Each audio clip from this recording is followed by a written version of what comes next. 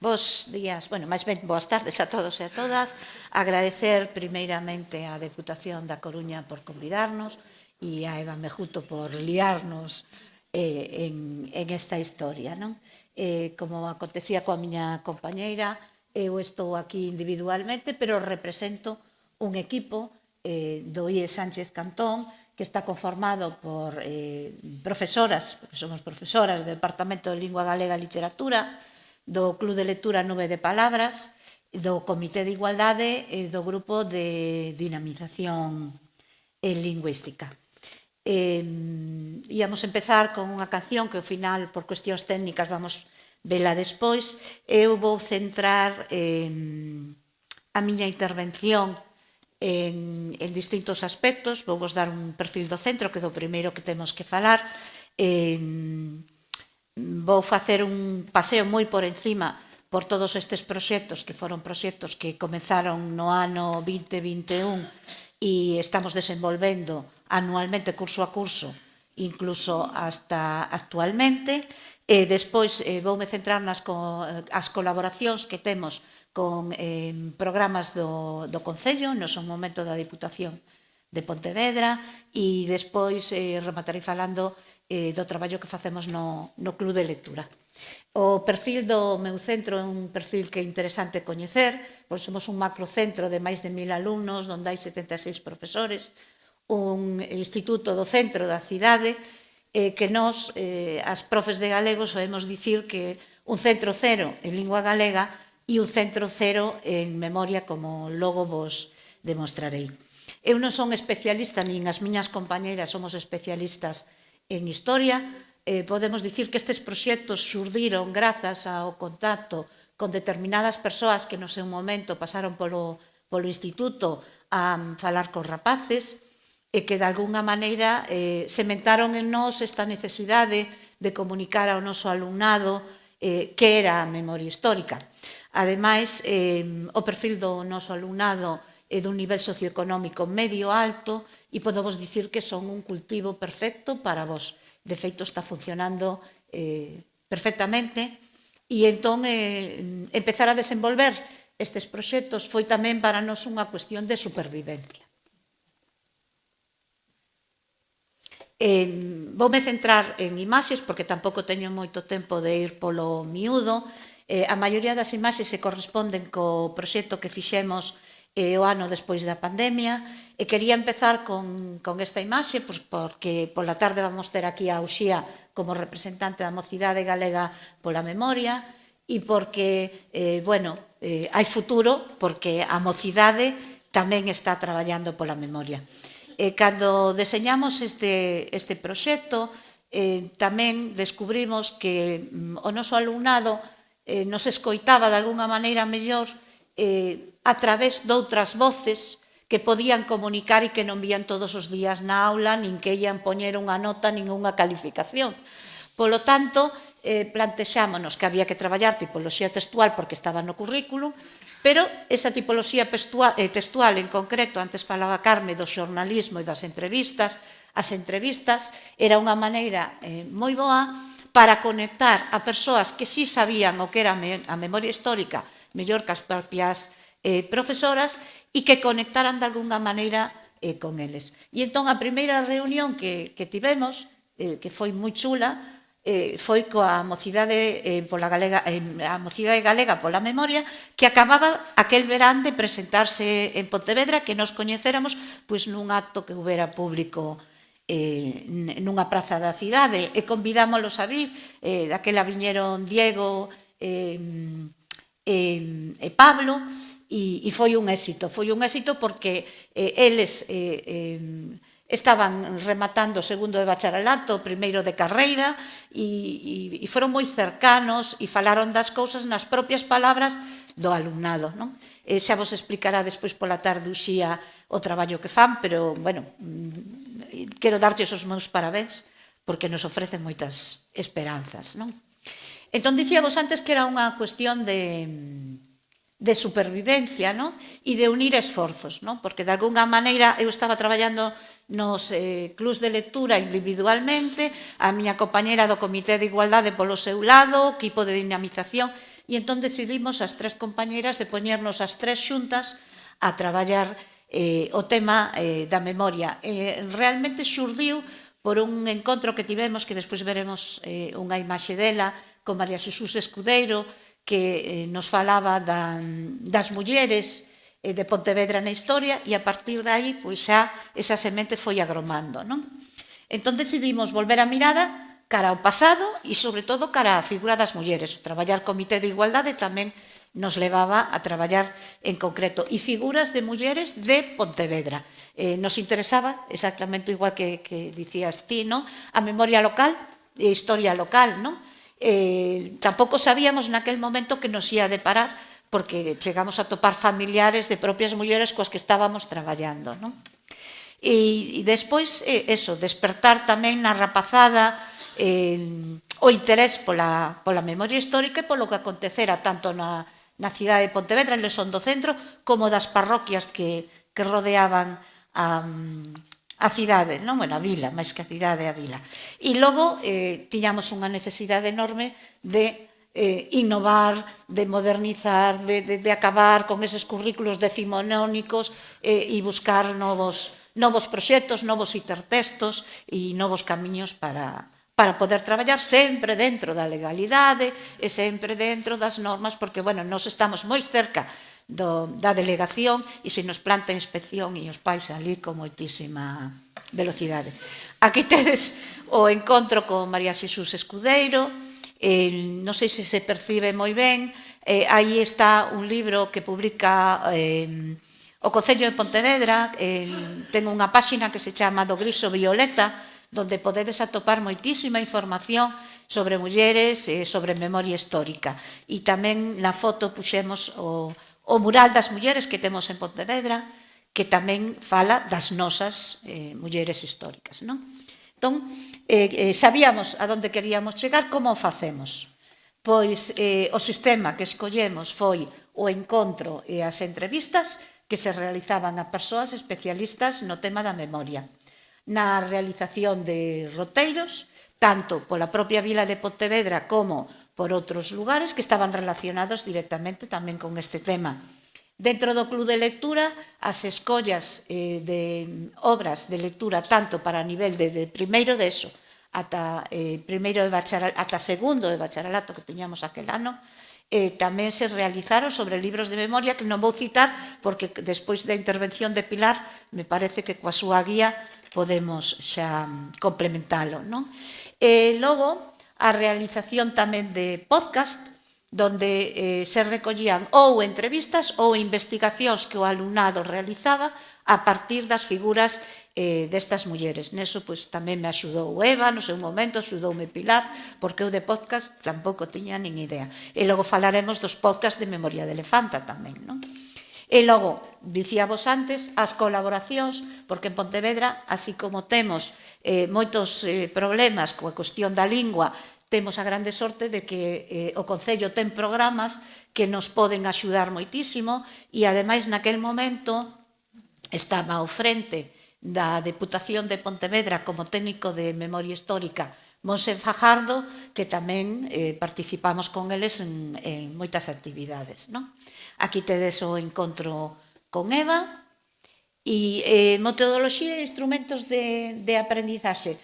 O traballo sempre foi por proxectos, eran proxectos que se desenvolvían con ABP, con aprendizaxe por medio de grupos colaborativos. Dicíamos antes que traballábamos tipoloxía textual, entón nos valían as entrevistas, tamén os titulares que se extraían desas entrevistas para despois analizalos, interpretalos e a creación de propios titulares por parte do alumnado, tamén a creación de cartéis digitais e liñas temporais que servían para establecer a biografía destas mulleres e a creación de vídeos, realmente a creación de vídeos só fixemos un ano, de podcast e de diapositivas sobre o tema. O alumnado despois tiña que facer en clase unha exposición con todas as conclusións, que xa direi logo como... Bueno, todo dentro da LOMLOE, dentro do marco da legislación e todas estas cousas, non? Ben, esta foto para min é moi especial. E sei que para Monse, que non sei se chegou, tamén o é. O día que tivemos o encontro con Monse Fajardo, entre outras moitas cousas, nos estaba a falar da figura de Josefina Fernández Arruti, que foi represaliada, cando rematou a súa charla, a súa entrevista co alumnado, se lla chegou esta alumna, Carme, e díxolle que ela non sabía nada diso e que era a súa bisavoa. Entón, por eso vos dicía antes que descubrimos que tiñamos aí familiares de persoas represaliadas e que non coñecían a historia. A partir de aí empezamos a traballar con Carme moitísimo e, bueno, foi maravilloso. A verdade é que foi moi emotivo e moi maravilloso. Os proxectos se fan a nivel trimestral, non vou entrar agora moito, quedavos aí a diapositiva de que é o que facemos en cada un dos trimestres, vale? E que é o que facemos ao final. Esta outra foto é de María Lores. María Lores é unha das protagonistas dun documental que realizou o Concello de Pontevedra que se chama A Memoria Neta, que vos recomendo, donde os protagonistas son os netos das persoas represaliadas. Realmente eu traballo con dos documentais, traballo con este da Memoria Neta e traballo tamén co documental de Acorda. Curiosamente, pensei que o documental da Corda da Diputación de Pontevedra, como vai sobre música e memoria, sería mellor para traballar co alumnado e, sin embargo, descubrín que este da Memoria Neta chegáballes moi ben, porque contaban a historia dos seus avós, os seus propios netos. Non é un documental moi chulo, está colgado na rede, o sea que podedes tamén. Vale, da avaliación só vou destacar unha cousa, que todas as tarefas que realizaba o alumnado, todas se calificaban e se avaliaban, co que o alumnado levaba, digamos, que unha compensación na nota por todo aquel traballo, aquel esforzo que estaban facendo, non? En concreto, na materia de lingua galega, temos un apartado un 20% para a oralidade e como eles facían as súas exposicións, podcast e vídeos, pois se xulgaba a oralidade por aí, non? E aquí temos a último dos encontros que se fixo aquel ano, que foi o encontro con Luís Bará, que tamén foi moi emotivo, porque fora alumno do centro, e que nos falou do seu libro de Non desos esquecemento, que é un ensaio tamén sobre persoas represaliadas que tamén vos recomendo. Ben, vamos coas colaboracións. Dicíamos antes que temos a grande sorte de que o Concello de Pontevedra, no seu momento a Diputación, pois realizan programas, deseñan programas sobre memoria, non? Entón, traballamos moito co programa de Memoria de Elefanta, logo veremos en concreto que, a través de roteiros de memoria que eles nos propoñen, de algún que fixéramos nos anteriormente, e outros que nos propoñen eles, con María Xesús Escudeiro, tamén con un traballo de creación musical, a canción que escoitaredes despois ao final saiu desta colaboración, unha creación musical que se fai entre todos os centros de Pontevedra, non só no IE Sánchez Cantón. Eles nos propoñen a nosa rapazada que estea interesada en crear unha canción e un videoclip, e este videoclip, eles son os autores da letra e eles son os autores da música. Levan asesoramento da Escola de Música de Bonobo, e se lles axuda, pero son autónomos e realmente as dúas que saíron eu vos las recomendo que as escoitedes, porque, bueno, para min é moi emotivo escoitar ao meu alumnado e alumnado de outros centros interpretando musicalmente ou cantando cancións sobre a memoria.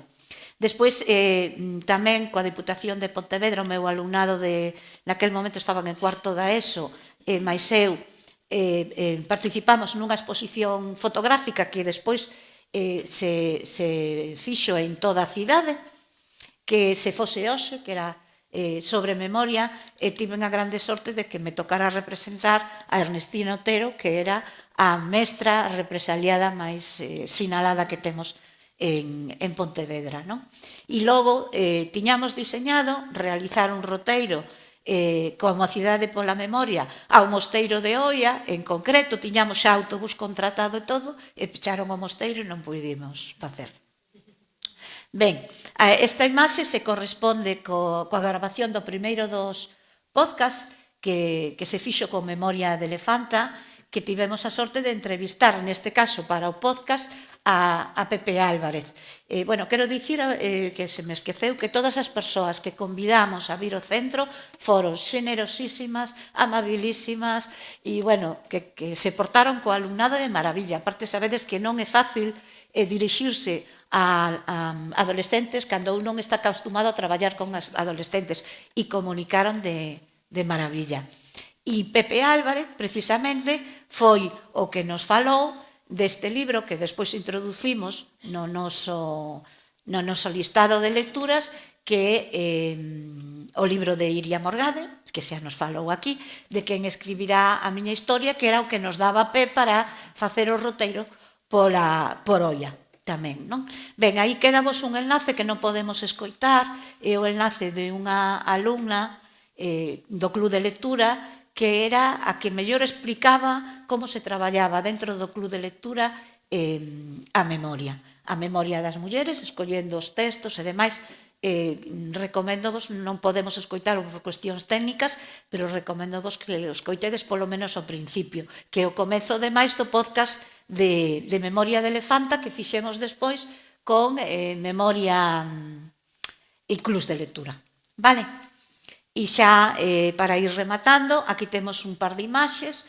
O primeiro roteiro que fixemos foi o roteiro a Illa de San Simón, é outra sorte que temos en Pontevedra de ter a Illa de San Simón ao lado. Contratamos a Naviera, a Naviera mandounos uns guías, pero os guías da Naviera nos facían un percorrido turístico totalmente.